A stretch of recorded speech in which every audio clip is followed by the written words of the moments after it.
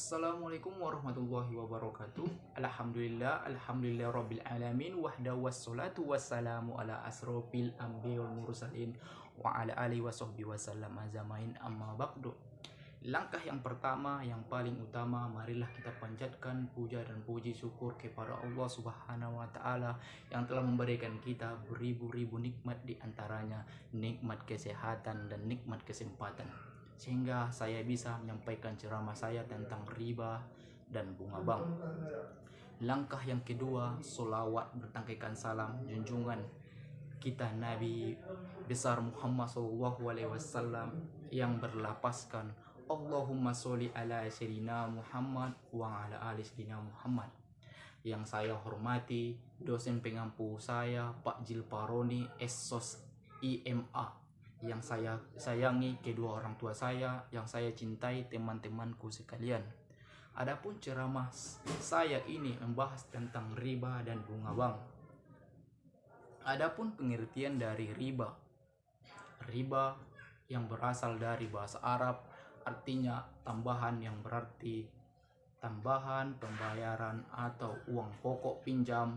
Al-Jurnaji merumuskan definisi riba sebagai berikut: kelebihan tambahan pembayaran tanpa ada ganti atau imbalan yang disyaratkan bagi salah seorang dari dua orang yang membuat akad atau transaksi. Dalam pengertian ini, riba berarti juga tambahan dan membesarkan, ataupun menurut istilah teknis, riba berarti pengambilan tambahan dari harta pokok atau modal secara batil. Secara umum, ada beberapa ulama yang menegaskan bahwa riba adalah pengambilan tambahan baik dalam transaksi jual beli maupun pinjam meminjam secara batil atau tertentangan dengan prinsip muamalah dalam Islam. Mengenai hal ini, Allah mengingatkan dalam firman-Nya, "Hai orang-orang yang beriman, janganlah kamu memakan harta sesamanya dengan jalan yang batil." Quran Surah An-Nisa ayat 29. Riba secara bahasa adalah tambahan. Dimaksud riba adalah ayat Al-Quran, yaitu setiap penambahan yang diambil tanpa adanya suatu transaksi, pengertian atau penyimbangan yang dibenarkan syariah.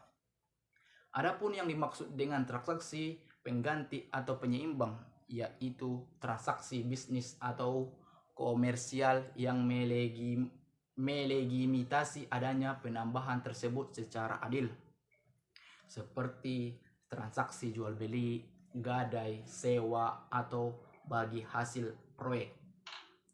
Adapun dasar hukum riba. Setelah mengetahui pengertian riba, dapat ditarik kesimpulan bahwa hukum riba adalah haram. Tidak hanya dalam Al-Quran, tetapi sumber hukum lain pun mengatakan hal yang sama.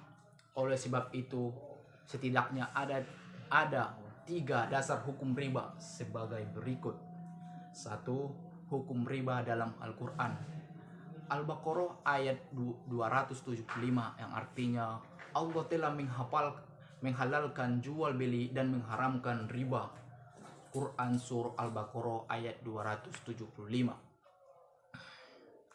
Pada dasarnya, hukum riba pertama di atas dapat dilihat bahwa riba merupakan suatu secara jelas tertulis dengan hal yang dimusnahkan.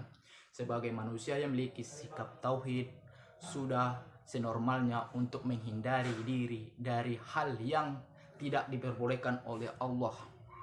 Tidak dihenti dari situ. Pada ayat sebelumnya, Allah juga telah memberitahu akibat yang dihadapi apabila seorang tetapi memaksa untuk melakukan kegiatan riba.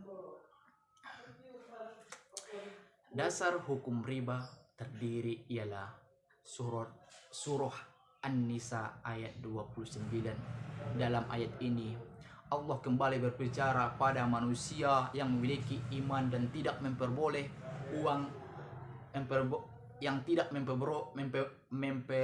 uang dan harta berharga dengan cara yang tidak benar, karena riba memberikan dampak yang merugikan kepada pihak peminjam, terutamanya terutama tentu riba bukanlah cara yang peroleh harta yang benar. Riba dalam syariat Islam secara tegas dinyatakan haram. Bahkan semua agama samawi melarang praktik riba karena dapat menimbulkan dampak negatif bagi pemberi dan penerima utang. Di samping potensi menghilangkan sikap tolong menolong, riba juga dapat menimbulkan permusuhan antara kedua belah pihak yang melakukan transaksi. Hukum haram dari riba berdasarkan Al-Quran. Alasan kelompok yang membenarkan riba dan pengambilan bunga bank. Di antaranya alasan pengambilan riba antara lain dalam keadaan darurat, bunga halalnya hukumnya. Yang kedua, hanya bunga yang berlipat ganda saja dilarang, sedangkan suku bunga yang wajar dan tidak menjalimi diperkenakan. Bank sebagai lembaga tidak masuk dalam kategori mukallaf, dengan demikian tidak terkena kitab ayat-ayat Al-Quran dan hadis atau riba. Alasan yang tidak memperolehkan bunga bank, ada 5 ulama yang tidak membenarkan bunga bank. Salah satu Dr. Yusuf Al-Qaradawi, yang kedua Dr. Waqba Al-Zuhaili, 3 Syekh bin Bas, keempat Syekh Abdul Jaral, 5 Syekh Jadil Haq Ali bin Jadil Haq. Karena bank dan bunga bank menurut mereka tidak terdapat dalam Al-Quran, juga tidak terdapat dalam sunnah, bahkan juga tidak ditemukan kajian di dalam kitab-kitab fikih para ulama sehingga abad ke-13 Hijrah. Maka jelas bahwa kajian tentang bank ini masuk dalam kajian fikih kontemporer sebagai barang baru yang tidak pernah ada kajian ulama sebelumnya. Maka pembahasan tentang bank ini berpotensi benar untuk jadi polemik dan titik pembedaan pendapat nyata di tengah para ulama kontemporer dewasa ini. Perkembangan 2 pendapat yang berbeda. Pertama, mereka menganggap bunga bank itu riba sehingga mereka mengharamkannya. Mereka kemudian mencenderungkan mengharamkan bank dan melarang umat Islam bermuamalah dengan bank konvensional. Yang kedua, mereka yang menganggap bunga bank itu bukan riba sehingga mereka tidak mengharamkan bunga dan memperboleh muamalat dengan bank konvensional. Badan hukum dan hukum taklif. Ada sebagian ulama yang berpendapat bahwa ketika ayat 5 turun disampaikan di Zahiriyah Arab belum lembaga keuangan yang ada hanya di individu. Dengan demikian BCA, Bank Diamond, Bank Lipo tidak dikenakan hukum tarif taklif karena pada saat nanti hidup belum ada yang dapat sekelas memiliki banyak kelemahan baik dari sisi harmonis maupun teknis.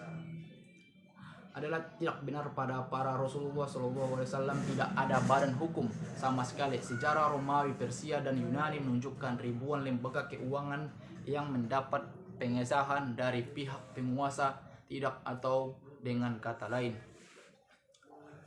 perseorangan mereka telah masuk ke lembaga negara. Dalam tradisi hukum dan perseorangan atau badan hukum sering tersebut sebagai juridical personality. Ini secara umum adalah sah dan dapat mewakili individu secara keseluruhan. Perbedaan antara bunga dan bagi hasil. Bunga menentukan bunga dapat dibuat pada waktu akad dengan asumsi harus untung. Besarnya prestasi berdasarkan pada jumlah uang atau modal yang dipinjamkan. Pembayaran bunga tetapi seperti yang dijanjikan tanpa pertimbangan apakah proyek yang dijalankan oleh pihak nasabah untung atau rugi. Jumlah pembayaran bunga tidak meningkat sekalipun jumlah keuntungan berlimpah atau keadaan ekonomi sedang booming. Ekspektasi bunga diragukan kalau tidak oleh semua agama termasuk Islam. Yang kedua, bagi hasil. Penentuan besarnya resiko ataupun nisbah bagi hasil dibuat pada waktu akad dengan berpedoman pada kemungkinan untuk rugi. berdasarkan resiko pada bagi hasil berdasarkan pada jumlah keuntungan yang diperoleh. Bila usaha merugi, kerugian akan ditanggung bersama oleh kedua belah pihak. Jumlah pembagian laba meningkat sesuai dengan peningkatan jumlah pendapatan. Tidak ada yang meragukan keabsahan bagi hasil. Produk-produk dari Bank Islam. Sebagian ganti sistem bunga, Bank Islam menggunakan berbagai cara yang bersih dalam usyuri riba, di antara lain wahdiyah. Wahdiyah ialah titipan atau uang surat-surat berharga atau depositi. Pihak bank berkewajiban menjaga titipan itu dengan penuh amanah di antara barang titipan-titipan itu atas seizin penitip dapat digunakan atau dimanfaatkan oleh pihak bank. Bila sewaktu-waktu titipan itu diminta kembali, pihak bank harus mengembalikan sepenuhnya sesuai dengan yang tercantumkan dalam surat penitipan yang jangka waktu yang telah ditetapkan. Bila pihak bank memberikan bonus kepada para nasabahnya, hal ini sangat tergantung kepada pihak bank. Beberapa yang pantas diberikannya, demikian gambaran singkat yang dapat ditempuh agar terhindar dari kemungkinan terlihat dalam riba yang dilarang oleh agama Islam. Walaupun batas-batasan yang dianggap riba masih diperselisihkan oleh ulama-ulama Islam. Mudorobah. Yang kedua, mudorobah. Mudorobah ialah suatu perjanjian usaha antara pemilik modal dengan pengusaha. Pemilik modal menyediakan seluruh dana yang diperoleh dan pihak penguasa mulai pengelolaan hasil usaha bersama ini sesuai dengan kesepakatan bersama pada saat dibuat pada tanda tangan perjanjian umpaya 80, 70, 60, 50 sekira terjadi kekurangan yang bukan karena penyelenggaraan atau keluar dari kesempatan, maka pemilik modal dan pengusaha sama-sama menanggung rugi, yaitu dana rugi, tenaga atau skill. Pihak perbankan dan pengusaha biasanya lebih berhati-hati dalam menjalankan peran masing-masing. Yang ketiga, musyakarah. Musyakarah ialah suatu perjanjian usaha antara dua atau beberapa orang atau badan pemilik modal untuk menyerahkan modal pada proyek keuntungan dibagi atas kesempatan bersama berdasarkan besar kecilnya modal masing-masing. Demikian juga mengenai kerugian yang diderita cantum dalam perjanjian kerjasama itu. Dalam masyarakat kita terkenal istilah patungan atau joint venture. Bank di satu pihak lain, pengusaha di pihak lain. Yang keempat, mudorobah. Mudorobah ialah pembelian barang dengan pembayaran ditanggungkan. Pembiayaan mudorobah adalah pembiayaan yang diberikan kepada nasabah dalam rangka pemenuhan yang diberikan kepada nasabah dalam rangka memenuhan kebutuhan produksi. Cara yang ditempuh ialah pihak bank memberikan barang-barang yang diperlukan oleh nasabah atas nama bank tersebut pada saat itu juga kepada nasabah dengan harga yang disetujui bersama dan akan dibayar dalam jangka waktu tertentu pula. Dalam jangka waktu yang telah ditetapkan itu, harga tidak boleh berubah walaupun harga di pasaran naik atau turun. Pada saat jauh tempo belum tentu pihak bank mendapat keuntungan bila harga barang inflasi. Cukup sekian hasil dari penyampaian dari riba dan bunga bank. Cukup sekian. Wassalamualaikum warahmatullahi wabarakatuh. Jangan lupa subscribe, oke?